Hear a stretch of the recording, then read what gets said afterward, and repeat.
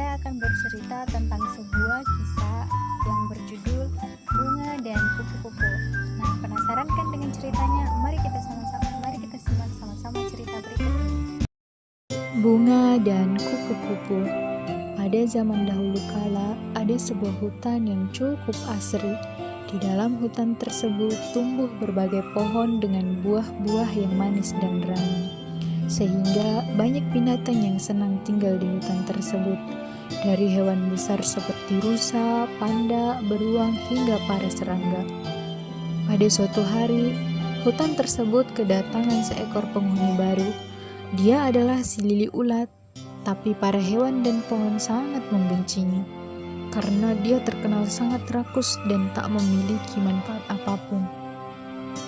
Dia sangat rakus dalam memakan daun-daun, sehingga banyak pohon yang tak mau dia tinggali. Sehingga lili si ulat harus berpindah dari pohon ke pohon lain untuk mencari rumah.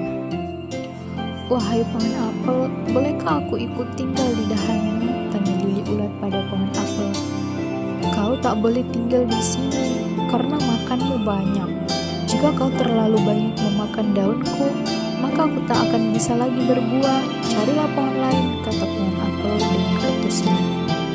"Tapi aku janji, suatu saat budimu pasti akan aku balas. Izinkan aku tinggal di sini karena aku tak lagi memiliki rumah lain," kata lili ulat yang malas.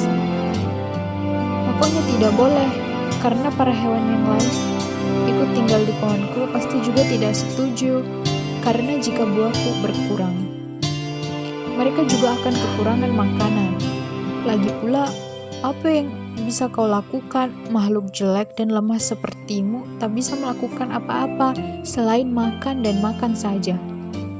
Sana pergi cari pohon yang lain," kata pohon apel dengan membentak. Akhirnya dengan sedih, lili ulat pun pergi mencari pohon lain yang mau ditinggal. Tapi jawaban tiap pohon yang ditemuinya sama, tak ada yang mau menerimanya. Akhirnya dia keluar dari hutan menuju ke pinggir hutan. Dia menangis dengan sedih meratapi nasib yang dialaminya. Ternyata tanpa dia sadari, ada pohon bunga matahari yang dari tadi memerhatikan dia. "Mengapa kau menangis, kawan?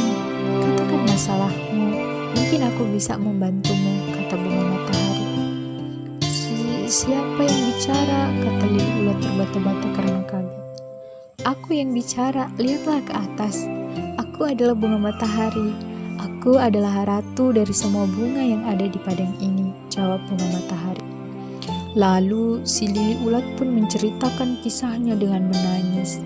Mendengar kisah lili ulat yang sangat sedih, bunga matahari menjadi sangat iba. "Tak usah kau menangis lagi, kawan. Kau bisa tinggal di sini.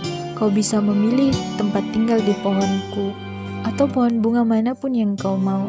Mereka tak akan menolak karena mereka adalah rakyatku," kata bunga matahari. Mendengar jawaban dari bunga matahari, lili ulat menjadi sangat senang. Dia tersenyum dan menghapus air mata di pipinya. "Benarkah itu, kawan?" tanya lili ulat tak percaya. "Tentu saja benar. Aku tak pernah bohong. Lagi pula, tak ada satu hewan pun yang mau tinggal di pohon atau dahan kami, karena kami tak memiliki buah. Jika kau mau, tinggallah di sini. Tentu aku akan merasa senang karena memiliki teman baru," jawab bunga matahari.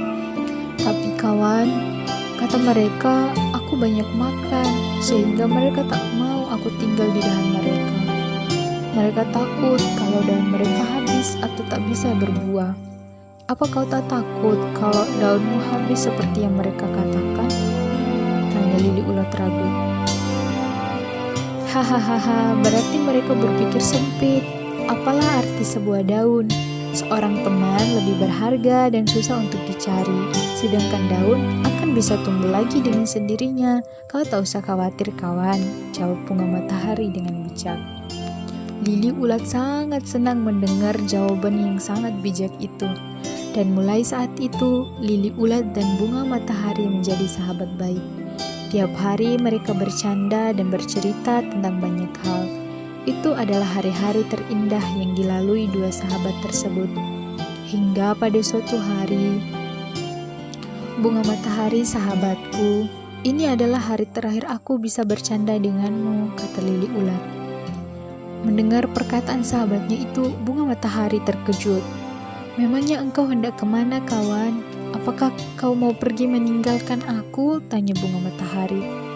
Tidak, sahabatku. Aku tak akan mungkin meninggalkan sahabat sebaik dirimu. Aku hanya mau berpamitan.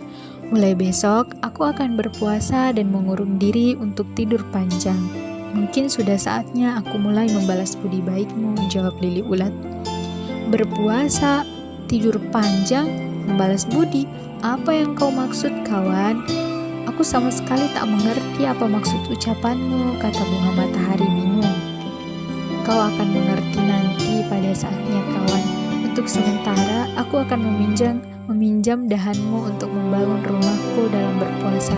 Kumohon kau mengizinkannya, kata lili ulat.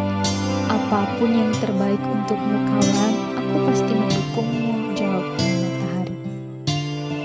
Akhirnya, mulailah si lili ulat membuat rumahnya dan berpuasa. Dia membungkus diri dalam balutan benang-benang yang membentuk sebuah kantung. Dan biasa kita kenal dengan kepompong.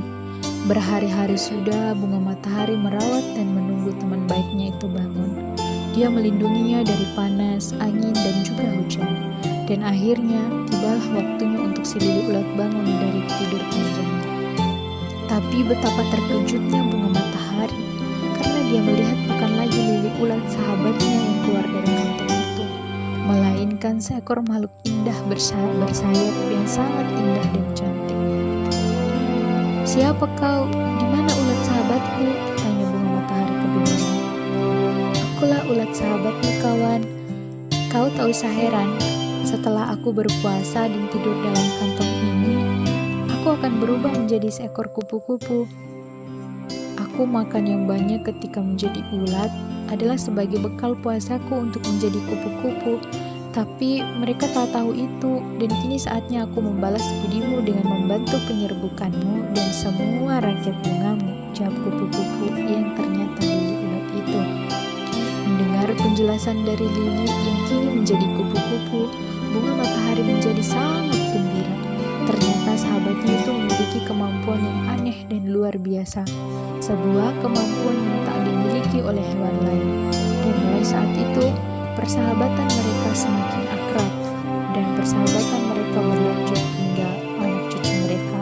Kupu-kupu dan bunga selalu menjadi teman sejati. Sekian cerita dari saya. Wassalamualaikum warahmatullahi wabarakatuh.